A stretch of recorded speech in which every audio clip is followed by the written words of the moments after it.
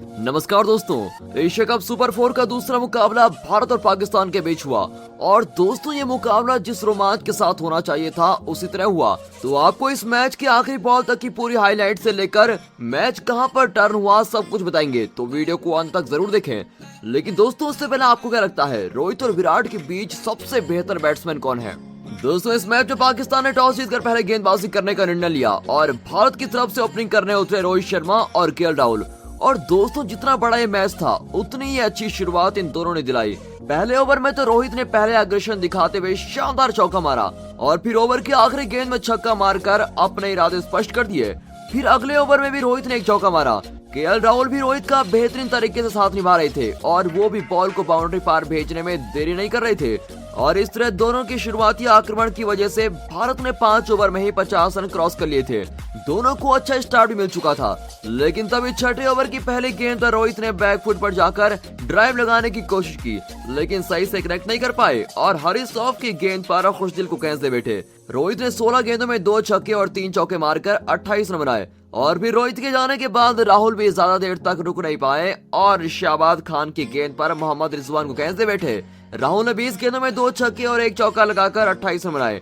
अब क्रीज पर विराट कोहली और सूर्य कुमार यादव थे और दोनों ने दर्शकों को अपनी क्लास दिखाते हुए काफी एंटरटेन किया और दोनों ही शानदार तरीके से खेल रहे थे। लेकिन सूर्य कुमार यादव मोहम्मद नवाज के एक्स्ट्रा बाउंस को समझ नहीं पाए और गेंद सीधे डीप में खड़े आसिफ अली के हाथों में चली गई।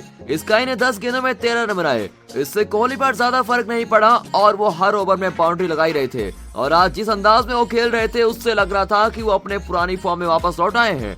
दूसरे छोर पर पंत भी कुछ अच्छे शॉट्स लगा रहे थे, लेकिन वो अपनी पारी को लंबी नहीं कर पाए और शाहबाज खान की गेंद पर आसिफ अली को कैच दे बैठे। पंत ने 12 गेंदों में 14 रन बनाए। इसके बाद हार्दिक पांड्या भी आज कुछ खास नहीं कर पाए और मोहम्मद हसनैन की गेंद पर मोहम्मद रिजवान को कैच दे बैठे। हार्दिक आज शून्य पर पवेलियन गए। अब यहाँ से भारत को एक अच्छे और फाइटिंग स्कोर तक ले जाने की पूरी जिम्मेदारी विराट कोहली और हुड्डा के कंधों पर थी और विराट ने अपना शानदार खेल दिखाना जारी रखा और छक्के के साथ अपना अर्थ तक पूरा किया।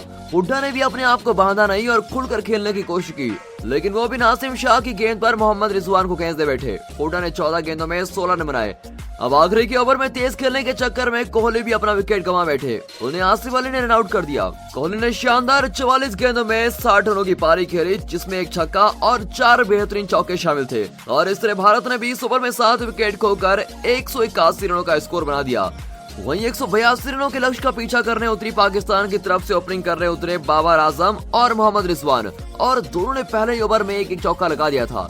भारत को इस मैच को शुरुआत से ही अपनी ओर करने के लिए शुरुआत में ही विकेट निकालने की सख्त जरूरत थी और फिर रोहित शर्मा ने चौथा ही ओवर स्पिनर रवि बिश्नोई को थमा दिया। हालांकि पावर प्ले में स्पिनर को देना रिस्क तो था, लेकिन रोहित का ये फैसला मास्टर स्ट्रोक साबित हुआ। रवि बिश्नोई ने अपनी चौथी गेंद पर बाबर आजम को रोहित के हाथों फंसाकर भारत को सबसे बड़ी विकेट दिला दी। बाबर आजम ने 10 गेंदों में 14 रन बनाए। हालांकि इसके बाद रिजवान और फाकर जमान ने पारी को अच्छे से हैंडल किया और 5वें ओवर में दोनों ने 3 चौके भी जड़ दिए। फिर अगले ओवर में 1 छक्का भी आ गया और इस तरह पाकिस्तान ने 6 ओवर तक 44 रन बना दिए थे।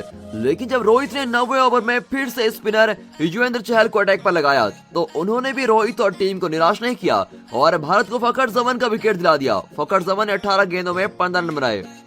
विकेट तो गिर रहे थे, लेकिन मोहम्मद रिजवान ने अपनी क्लासिक बल्लेबाजी जारी रखी और हर खराब गेंदों को वो छक्के में कन्वर्ट कर रहे थे और फिर देखते देखते उन्होंने शानदार 50 पूरी कर ली।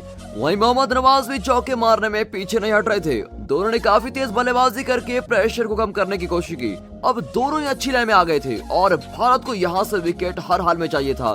दोनों के बीच 73 रनों की खतरनाक साझेदारी भी हो चुकी थी। फिर 16वां ओवर कराने आए भुवनेश्वर कुमार और उन्होंने मोहम्मद नवाज को आउट करके इस पार्टनरशिप को तोड़ दिया। नवाज ने 20 गेंदों में ताबड़तोड़ 42 रनों की पारी खेली। नवाज का विकेट तो मिल गया था, लेकिन अगर रिजवान का भी मिल जाता तो भारत के मैच जीतने के चांसेस बन जाते।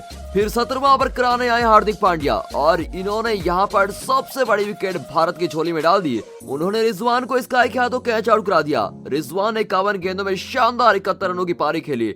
पाकिस्तान को अब आखिरी के 18 गेंदों में चाहिए थे 34 रन और अब क्रीज पर दोनों ही नए बल्लेबाज थे। फिर कप्तान रोहित ने यहाँ पर 18वां ओवर बिश्नोई से करवाया और यहाँ पर बिश्नोई की खूब तारीफ करनी होगी, क्योंकि उन्होंने अपने इस ओवर में एक भी चौका नहीं दिया। इस ओवर में भारत को विकेट भी मिल जाता, लेकिन अर्शदीप सिंह ने आसिफ अली का एक आसान सा कैच छोड़ दिया, जो भारत को काफी भारी पड़ा। अर्शदीप ने जब ये आसान सा कैच ड्रॉप किया तो रोहित शर्मा उनसे काफी ज्यादा गुस्सा हो गए थे। और दोस्तों, अब आखिरी की 12 गेंदों में चाहिए थे 26 रन। इसके बाद 19वां ओवर कराने आए भुवनेश्वर कुमार और पहली गेंद तो उन्होंने वाइड डाल दी। उसकी अगली गेंद पर आसिफ अली ने शानदार छक्का मारकर भुवनेश्वर कुमार को प्रेशर में डाल दिया, जिसकी वजह से अगली गेंद उन्होंने फिर से वाइड फेंक दी। उसके बाद अगली गेंद पर सिंगल आया और खुशदिल स्ट्राइक पर आ गए। फिर अगली गेंद पर उन्होंने 4 रन मार दिए। 5वीं गेंद पर फिर 1 रन आया, लेकिन 6ठी गेंद पर फिर आसिफ अली ने 4 रन मार दिए और इस ओवर में भुवनेश्वर कुमार दबाव को झेल नहीं पाए और कुल 19 रन लुटा दिए। अब आखिरी ओवर में डिफेंड करने के लिए सिर्फ 7 रनों की जरूरत थी और आखिरी ओवर का रोमांच तो दोस्तों देखने लायक था।